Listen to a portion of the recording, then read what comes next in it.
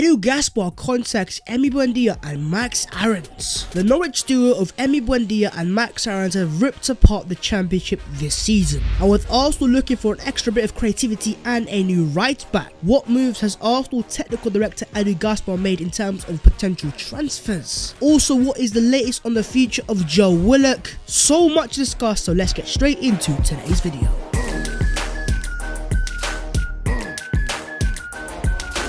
Yo, what is going on, guys? My name is Babs14 and welcome back to your boys channel. The question that I want to ask you guys down below for the comments today is going to be on Emi Buendia, the Norwich and Argentine playmaker. Would you take him at Arsenal? And if not him, give me some other attack-minded midfielders. Right, yo, first things first, so Arsenal set to swoop Norwich City. First things first, let's discuss my Argentine hermano, Emi Buendia. As this morning, Charles Watt from Goal dropped an exclusive claiming that Arsenal are stepping up their pursuit of Emiliano Buendia as they look at an alternative to Martin Odegaard this summer. Arsenal are long-term admirers of the Norwich playmaker and now they're preparing to firm up their interest. Now that is something that we already know from the past, that Arsenal have interest in Emiliano Buendia. But in terms of the actual article itself, it does claim that Arsenal are looking at other options, with Real Betis' Nabil Fekir on the list of possible targets. But Goal has learned that technical director Edu has started to step up the club's interest in Buendia, who is keen on making a move to the North London club. That final part is the key part there in Buendia.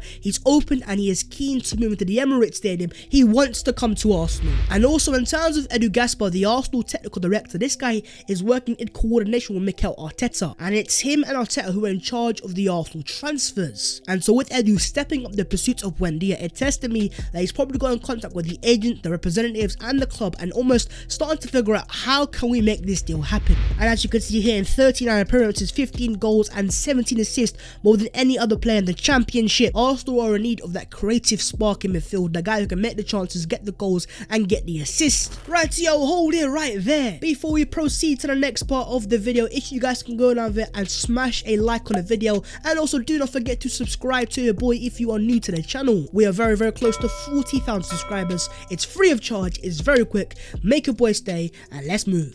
And so when you hear stats like Buendia has created over 300 chances over the past 3 seasons, I can see exactly why Mikel Arteta and Edu Gaspar both want Emiliano Buendia. Norwich's sporting director has also spoken on Buendia, Aarons and Cancelo. It might be the end of the journey for some of them. One of them may go, maybe 2 of them or all 3 of them will go, who knows. All for sale at the right price, £40 million for Buendia and 30 for Aarons. Alright, yo, the sporting director has basically confirmed that if Arsenal or whatever club makes the right offer for Emiliano Buendia, the player is available as long as they meet the demands of the club. Now the real question for Arsenal is, are they willing to stump up £40 million for Emi Buendia? Yes, Buendia has just had an amazing season in the championship, but as of right now he's playing for a Premier League team because of course Norwich City were promoted. And this is what I'm going to throw to you guys down below in the comments. Let me know your thoughts on Emiliano Buendia, and do you think he's worth £40 million?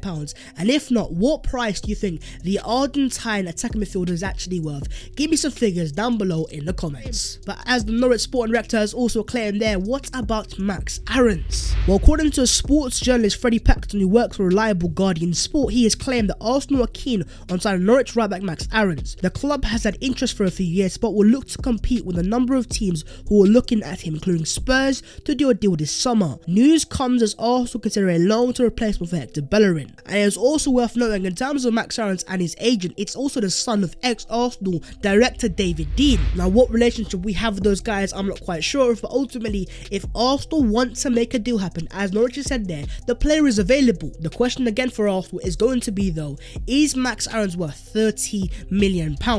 21 years old and a right back with great potential, but ultimately in terms of the Premier League and the Championship he's had good seasons but nothing ultra special. And so do let me know your thoughts down below in the comments on, do you think Max Aarons is the right back for Arsenal to sign this summer?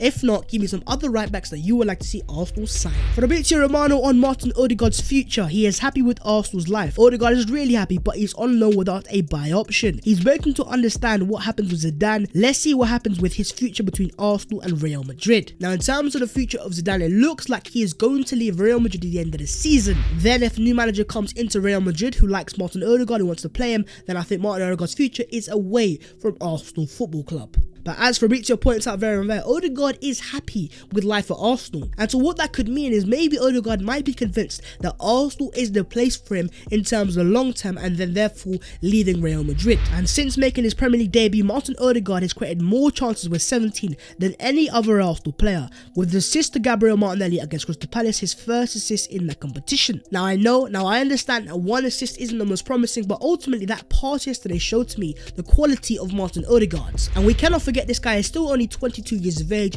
He's still got so much potential and so much quality there. It's just about getting it out of him on a more consistent basis, which of course Arsenal run the risk if they pay the massive money. And so the question I'm going to ask you guys down below to answer in the comments is, how much are you willing to pay for Martin Odegaard this summer? Because the fee we're hearing is around £40 million. And if it is £40 million, would you rather sign Martin Odegaard or Emi Buendia? That's the question for you guys. Let's answer it down below in the comments. Moving on, lads, let's get an update on the future of Joe Willock.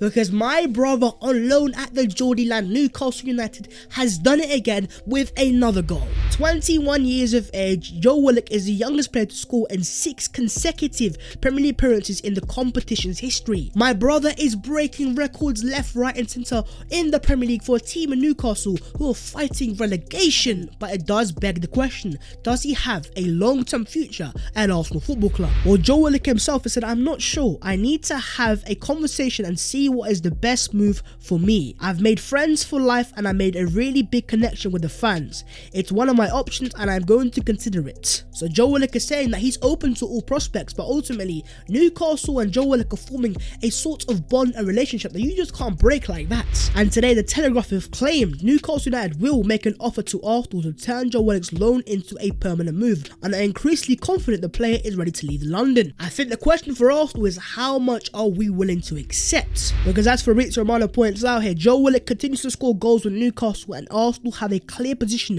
for his future. He's expected to return to Arsenal and have a chance with the first team in pre-season. Then he will leave the club only if important bids arrive. And so Arsenal are saying he's our player and will give him a chance unless a really big offer arrives. But what is that offer going to be? £20 million, 25 to £30 million? Some people have even claimed £40 million. He's scoring goals for Newcastle, he's doing bits in the Premier League. He's their top goal scorer with 7 goals now. And so do let me know what you guys think of Joe Willock and what you think of his Arsenal future.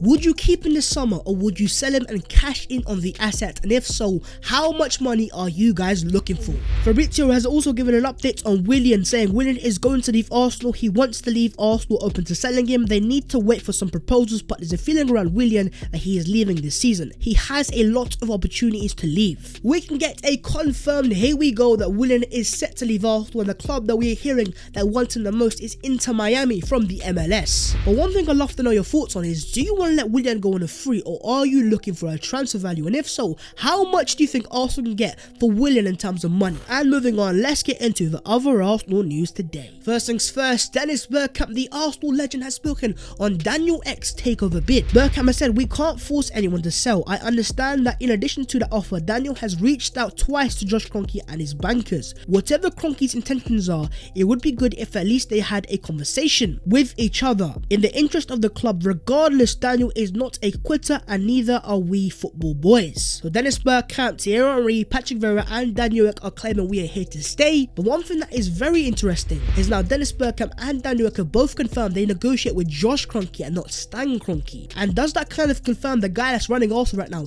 isn't Stan, but it's his son Josh Kroenke? Maybe so. But while we're on the topic of the owners, according to the Bank of England, Arsenal have repaid the £120 million loan that was lent to them by the Bank of England. But it doesn't end there, because the reporter James Benjes claimed, I am told Arsenal paid off their COVID corporate financing facility loan worth £120 million through a separate bank loan. It was not repaid by KSE. Now a lot of Arsenal fans are reacting negatively, going, oh my god, the Kroenkes have done it again. But from the research that I have done, apparently it is a normal procedure to refinance loans, so it is what it is. I'm not gonna cry about this too much. Ultimately, all I care about is Transfers FC. And if I see Super Jackie Grealish in an Arsenal shirt, you really think I'm gonna care? Arsenal have now won 10 Premier League away matches this season, the most they have managed to win away from home in a season since 2014-15, also 10 wins. This is just killing me inside, because if we had won home games like Burnley and Wolves and games that we should be winning at home, we would be easily in the Europa League spaces and fighting for the Premier League top 4 at least. And that is why with Mikel Arteta is staying for next season, I am begging to God that he improves the Arsenal form at home at the Emirates Stadium. Fans will be back, but the fans will also come with pressure. Let's see if the Arsenal can deliver. And there's also another interesting stat claiming that Arsenal are second in the form table for the last 23 games. Now, does that really matter? No, it doesn't. Overall, in the 38-game season, Arsenal have not been good enough. But ultimately, what that shows to me is the importance of having a number 10, because in those 23 games is when we saw the introduction of Emil Smith-Rowe and Martin Odegaard, and so there's no coincidence that Arsenal have scored 41 goals, only one behind Manchester United. And that's why going into next season, it is vitally important that Arsenal sign the right creative players. Buendia, Jack Grealish, Martin Odegaard, so many names. Let's discuss about it down below. But there you guys go, that is the video right there. If you have enjoyed, smash a like on it, and don't forget to subscribe to your boy if you are new. If you also want to follow your boy on them social medias, my links will be down below in the description. But that was the latest Arsenal news today. I hope you have enjoyed as always, and for Arsenal, only one game left of the Premier League season, and then we are moving straight over to Transfers FC. I will see you soon in a bit.